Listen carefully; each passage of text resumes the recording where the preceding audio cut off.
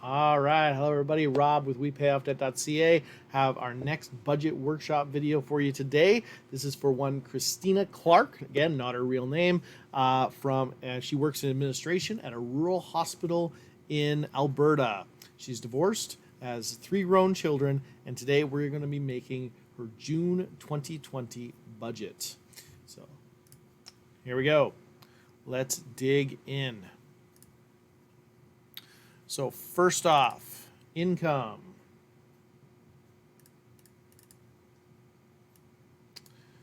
Now, in May, she got paid 2 paychecks, 141609 and 139005. She's assuming no changes, and so we're going to assume no changes. So her total for June 2020 is going to be 280614. Oops. And that's it. She's got no dependent kids, so she's not getting the child tax benefit or anything like this. And she's a single lady living on her own, so this is her entire income. So total take home is around 33 grand a year. Great. After income, most important there is food.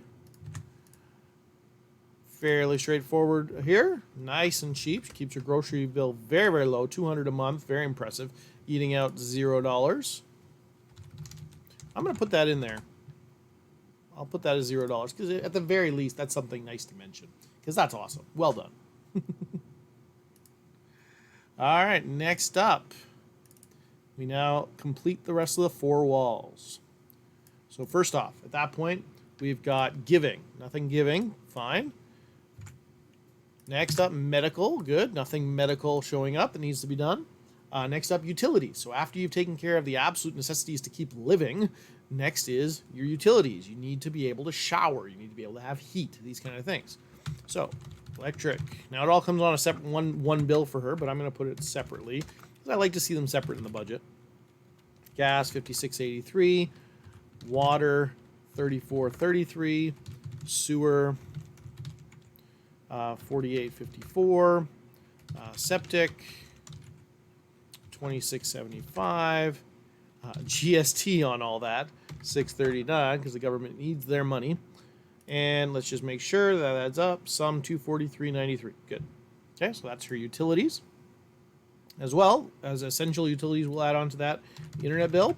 And this was awesome. She actually mentioned to me how before she did this, her bill was $100. She called them and got them down to $70, which is awesome. Always something you can do to save some money. Just call up your utility companies and see what they can do for you.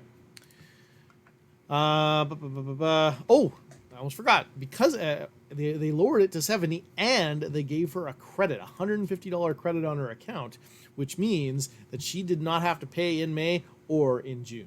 So that's incredible. So in fact, internet is $0 for June, which is awesome. Cell phone, $75.53. And how are we doing? We're remaining still $2,200. Good. All right. Next up, housing.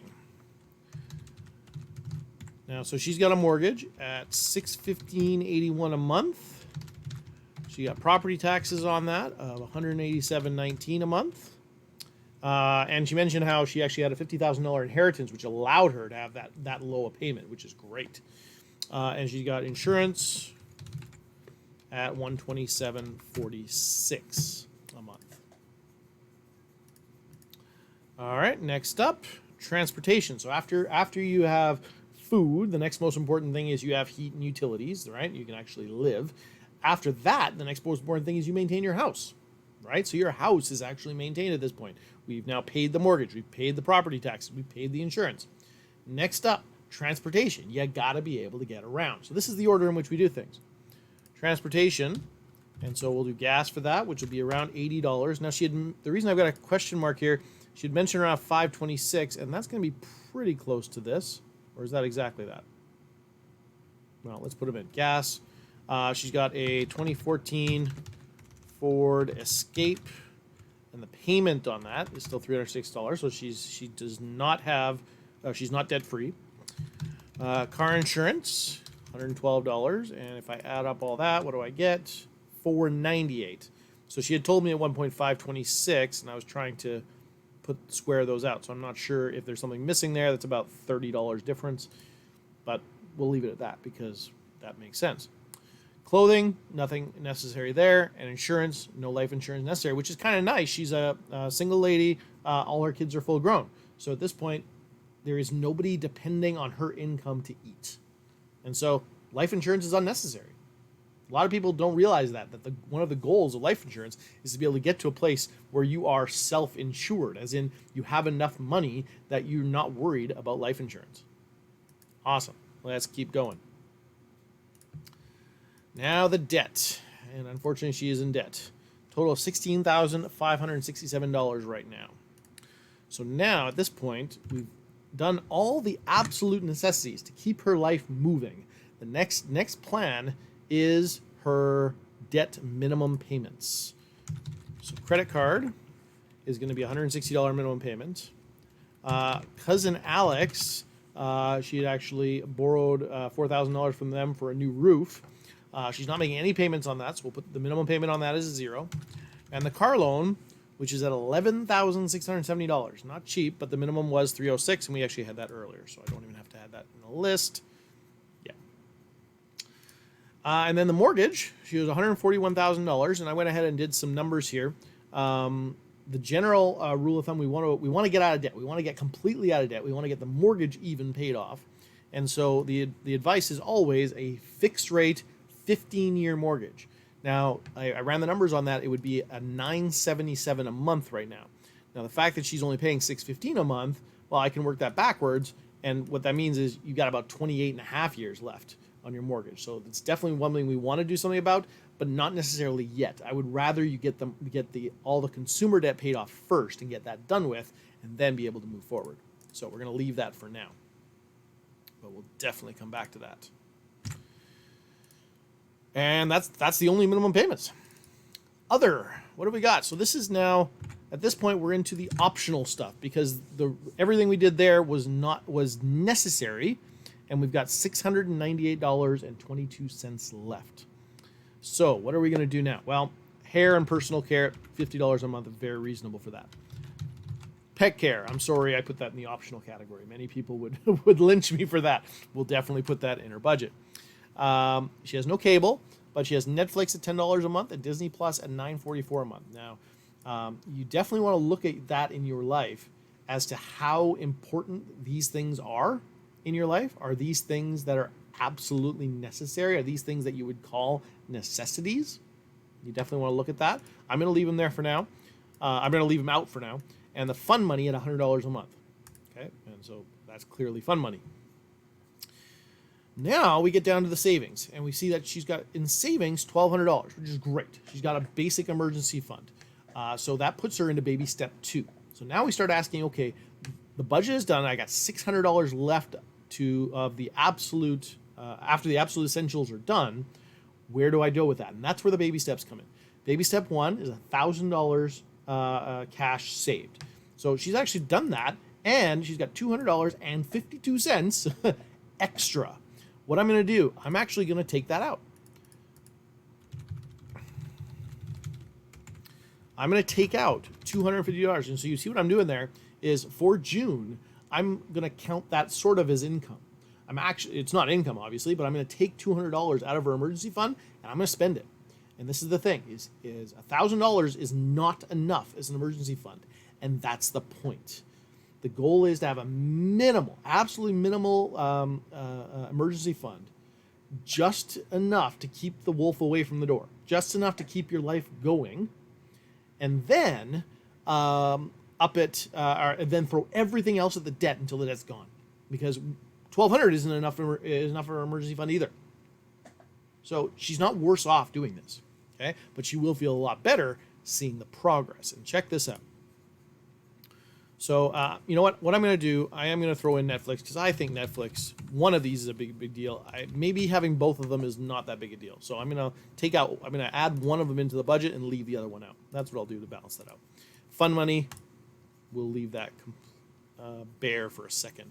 Maybe, you know what I'll do? I'll even include it here and just leave it blank. All right.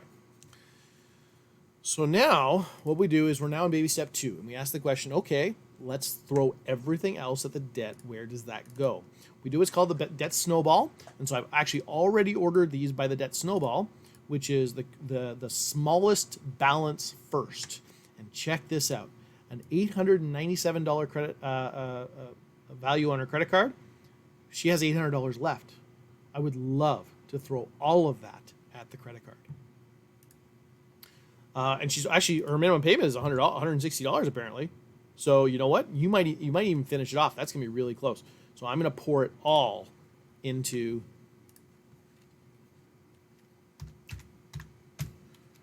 $808.75. All of it into the credit card. And so this month she's putting $968. Doesn't really make sense. I'm gonna make it probably I don't even need $950. What's 1 month of interest going to be on that?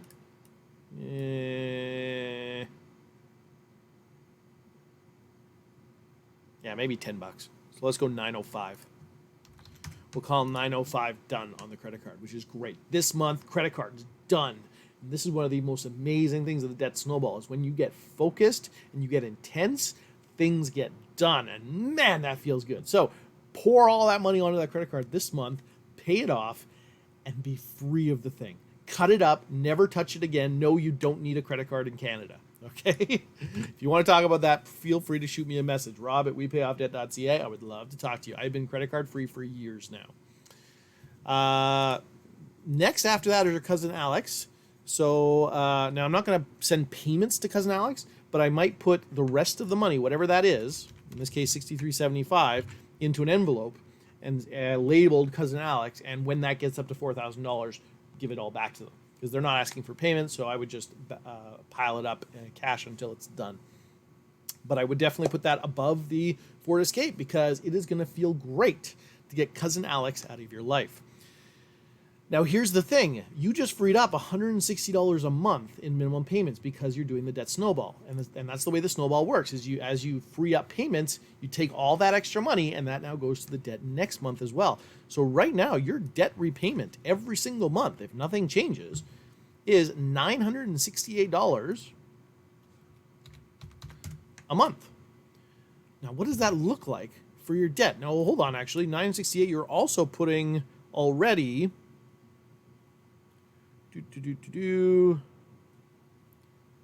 There, Ford Escape, $300 on it.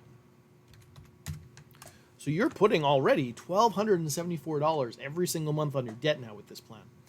When are you out of debt? You've got, what's left is, well, let's write that out.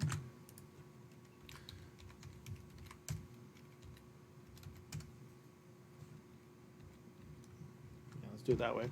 You've got $4,000 left on the cousin Alex, but minus the $63.75 you're paying today, this month. You've got $11,670.46 on the car, and so your total debt is $15,606.71. Okay, so that's your total debt, and you're paying $1,274 a month. Now, some quick math on that. Just divide them out, and you get 12 months. That says $12, but it's 12 months because if I take $1,274 equals this times 12. If you spend $1,274 every single month on your debt, you'll pay off $15,288 in a year. Well, you only owe $15,600, right? So you put this together, and at this rate, just with the money you've done here, at this rate, you're out of debt in a little over a year, maybe 14 months if you take into account interest charges. Okay? So this is the amazing thing of the debt snowball, is that literally you can be completely debt-free, other than the house, but completely consumer debt-free in just 14 months. And so that is where I would put this person. I would put Kristina here, absolutely. Put her into baby step 2, throwing everything at the debt. Oh, now that took into account $200 extra every month. Okay, you don't have $200 extra every month on that, so it'll be a little bit longer than that. But once you start feeling this excitement of getting the debt paid off, it actually pushes you to want to pay it off faster, right? So what actually happens realistically in the debt snowball is that feeling of actually paying off the credit card for the first time in forever. That feels awesome. And then in this situation, the feeling of paying off your uncle from the money that he loaned you for your new roof. He hasn't asked anything about it. There hasn't been any weirdness at all. And yet, here you go, Uncle Alex. Here is an envelope with $4,000 in it to completely pay you back. Thank you so much. I really appreciate you being there for me. Right? It feels amazing. And when it feels amazing, when you feel hope, you get excited. And when you get excited, you cut deeper or you make more money. And looking at this budget, Kristina already doesn't make a lot of money. I would actually start pushing her to try to find ways to earn extra income. That would be selling stuff around the house. That would be picking up a side job. That would be whatever. There's 1,000 different things. Overtime at work is one of the best ways to go because that's usually your best source of income. So I would definitely push her that way. And she's like, you can see the finish line. We're a little over a year out and she's out of debt. Then maybe that's what we're talking about a bit. Let's go back here. Once you do that, if you're already putting away, what did we say, $1,200? Well, once you've done that, and this is the coolest part of this, once you're done, once you're out of debt, look at this. That actually is $1,274, okay, minus the $200. So about $1,000 a month, almost $1,100 a month, freed up in the budget. You just got a $1,100 a month raise. Now, once you're out of baby step 2, next is baby step 3, and so we start throwing that into a fully funded emergency fund. So what would that look like for you? Your basic expenses: food, utilities, housing, and car. Yeah, we'll throw in the few issues there, and we're talking about $1,731 a month is about what your total expenses are. And so if we want 3 to 6 months of expenses, it's set aside an emergency fund for just emergencies. You're somewhere between $5,000 and $10,000 sitting there in an emergency fund. And if you're putting away, again, $1,000 a month, how long does it take? 6 months. 6 months, and you'll have a maybe $7,000 emergency fund sitting there just protecting you from life. So we're talking that 12 months from now, 14 months from now, you're completely out of debt. And 6 months later, so about 20 months from now, so if we're talking June, that would be